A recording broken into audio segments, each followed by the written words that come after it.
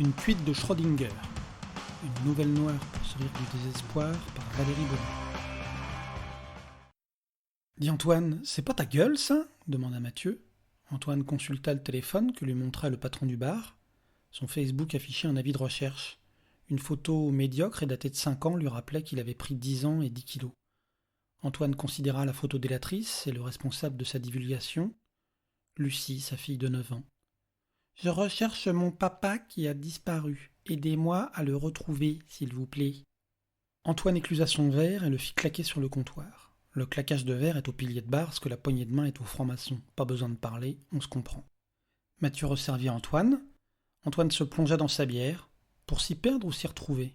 Question complexe dont seule une consommation excessive d'alcool révélerait la réponse. Certains pochetrons l'appelaient la cuite de Schrödinger. Il n'y a que quand t'as atteint le fond que tu sais si c'était pour te perdre ou pour te trouver. Antoine, conscient grâce à l'habitude qu'il ne trouverait pas la réponse avant une dizaine de verres, se reconnecta au monde extérieur, relut le message que Mathieu lui montrait toujours. Ils savent plus écrire les gosses. Merde, 2 phrases, 5 fautes. 5 sourcilla Mathieu en relisant la phrase. Laisse tomber, c'était une formule. Ok, mais alors tu fais quoi ce coup-ci ? Antoine hésita à vider son verre à nouveau, se retint. Je fais quoi ? Mais qu'est-ce que tu veux que je fasse ? Cette gamine poste un avis de recherche chaque fois que je pars boire un coup. Et quand c'est pas la fille, c'est la mère. J'ai disparu 3 fois ce mois-ci. Et tous ces cons qui relaient avec des trémolos dans la voix, je te jure. Crois-tu qu'il y en a un qui fera remarquer que peut-être cette fois-ci je ne suis pas mort ? Non, ils en profitent pour réclamer le retour de la peine de mort, pour me venger. Quelle bande d'analphabètes arriérés. Ils se complaisent dans leur ignorance, crassent, la cultivent, la regardent se répandre, se reproduire, avec l'air satisfait du gamin qui fait collection de crottes de nez. Plus il y en a, plus c'est répugnant, plus ils sont contents. Putain, j'en peux plus. Fataliste, Mathieu, pour qui la bêtise et l'ignorance représentaient un fonds de commerce non négligeable, approuva puis temporisa. D'accord, mais au moins t'as ta femme et ta gosse. Clac, le verre retrouva le comptoir dans un bruit combinatoire. Aussitôt posé, aussitôt rempli. Ma femme et ma gosse ? Me fais pas rire, merde. Chaque jour qui passe nous rapproche de l'apocalypse. Tout le monde flippe. Pour se rassurer, il se flique. Et ma famille, qui est le flic ? Ma gueule. Ah non, je te jure, oublie la famille. Mathieu, habitué aux sorties énervées de ses clients, savait quand relancer ou écouter. Ici, écouter suffirait. Bordel, on parle toujours d'Orwell comme d'un visionnaire, Big Brother et tout, mais il avait rien vu venir. Big Brother, c'est nous, on passe notre temps à se fliquer. Tu sais qu'à la maison, on a une horloge qui affiche, oubliant son rôle, Mathieu lâcha. L'heure, oui, je sais. Le lieu où tu es. Maison, travail, école, course, relié à ton GPS. 3 aiguilles, une par membre de la famille. Mathieu n'en crut pas ses oreilles, s'en servit un verre de surprise. Tu déconnes. Non, c'est comme je te dis. Alors quand je désactive cette merde, l'aiguille bascule sur inconnu. Et l'inconnu, c'est le stress, la peur. Ça fait 15 fois que je leur dis d'arrêter de me faire chier, de me laisser respirer, mais elles s'en branlent. Elles respirent bien dans la surveillance, la confiance les angoisse, le libre arbitre les tétanise. Alors comme elles ne savent pas quoi faire de leur liberté, elles veulent niquer celle des autres. Classique. Classique, mais flippant, commenta Mathieu en éclusant un ricard. Comme si le breuvage déclenchait un nouveau cycle de réflexion, il remarqua. Mais alors quand vous êtes tous les 3 chez vous, l'horloge a les 3 aiguilles sur chez vous ? Voilà, y a pas plus con. C'est sûr que ça donne pas envie de rentrer. Et consultant son mobile, tu vas finir par te faire rappeler à l'ordre, on est à 5000 partages là. Putain, pour certains tu sais que c'est la 5e fois qu'ils partagent l'avis de disparition posté par une petite connasse analphabète qui a accès au téléphone de sa mère.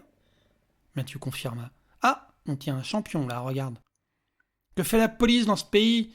Au lieu de forcer nos forces de l'ordre à materner des migrants violeurs, on ne pourrait pas s'occuper des vrais problèmes ? Voilà, celui-là, il s'inquiète pour moi, mais si j'étais arabe, il posterait bon débarras.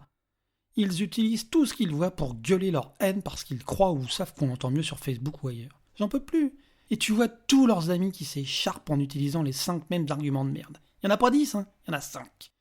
Genre, il y a plus important, pour évacuer le sujet, la référence aux nazis pour le discréditer, c'est la photo coco, migrant, féministe, bobo musulman pour accuser, et le fameux « des gens sont morts pour cette idée ». Celui-là, je l'adore, parce qu'il est censé tout justifier. Si des gens sont morts pour une idée, alors faut respecter l'idée. Leur fait pas remarquer le nombre de nazis décédés pour leurs valeurs, les mêmes nazis qu'ils ont cités un commentaire plus haut, ils sont déjà passés à autre chose. Et... ah bah c'est tout, tu vois, ça fait 4 arguments. Ah si, il reste « si ça arrivait à ta fille », censé clore tout débat. 5 arguments qui tournent en boucle et dont tout le monde se gargarise. Ils affichent leur haine, leur bêtise et leur ignorance à longueur de journée, et jamais ils ne prennent 5 minutes pour réfléchir à ce qu'ils font, disent non, jamais. Au contraire, quand le vide s'installe, quand le cerveau pourrait entrer en mode introspection, ils lancent une appli pour nourrir un clébard virtuel, ou ils relaient un appel à la bienveillance. J'en peux plus, mec, je suis cerné. Clac. Cette cuite de Schrödinger s'avérait nette. Il voulait se perdre dans son verre, surtout pas s'y trouver, surtout pas se comparer aux autres, constater que, sous ce qu'il considérait comme de la lucidité, ne surnageait que sa propre lâcheté, son incapacité à conformer ses actes à sa conception de la vie. Tu veux savoir le pire ? Aussi artificielles soient les raisons de leur angoisse, ils souffrent vraiment. Tous ces cons, ma femme, ma gamine, ils se fabriquent leur malheur, mais leur souffrance est bien réelle. Et ça me plombe, mec, ça me plombe. Clac ! Mathieu, plus captivé par l'évolution de la situation que par les élucubrations de son client, continuait à scroller sur Facebook. « T'es en train de devenir une star ? T'as désactivé ton GPS ? Oui, ma dernière protection jusqu'à ce qu'ils arrivent à le réactiver à distance. Clac ! Mais c'est quoi tes options alors ? Tu vas pas continuer à vivre avec une pendule qui t'indique où tu te trouves ? Non mais y a pas que ça, tu te doutes que la pendule vient avec une appli. Tu peux savoir à tout moment où est ta famille. Fais voir. Antoine lança l'appli, oubliant dans les vapeurs d'alcool des 7 verres éclusés que cela revenait à notifier sa famille de sa position. Tiens, regarde, ma gamine est chez nous, sûrement à pleurer devant le PC et tous les messages de ses abrutis. Et sa mère, tiens, elle est pas chez nous.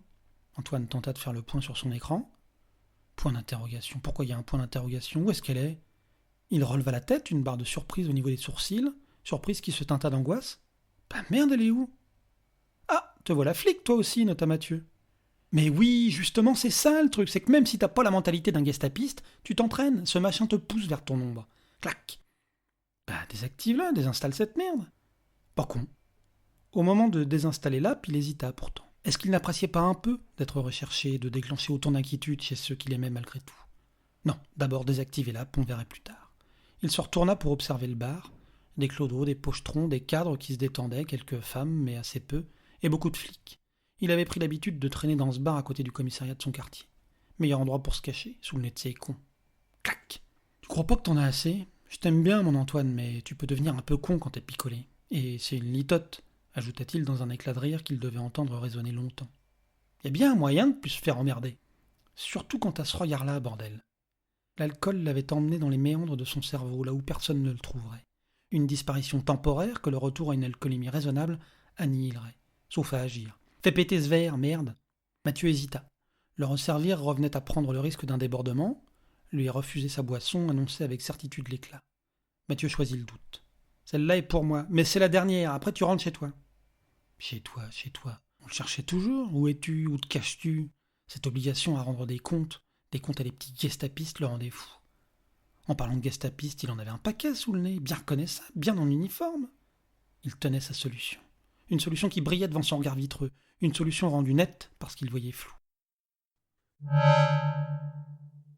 Mathieu pénétra dans le parloir, empreint d'une gravité dont il ne savait que faire. « Salut, Antoine !» Il n'ajouta pas « Bah, tu vois, maintenant, on n'a plus à te chercher. On sait où t'es, tout le temps, pour toujours. » J'espère que cette nouvelle noire pour sourire du désespoir vous a plu.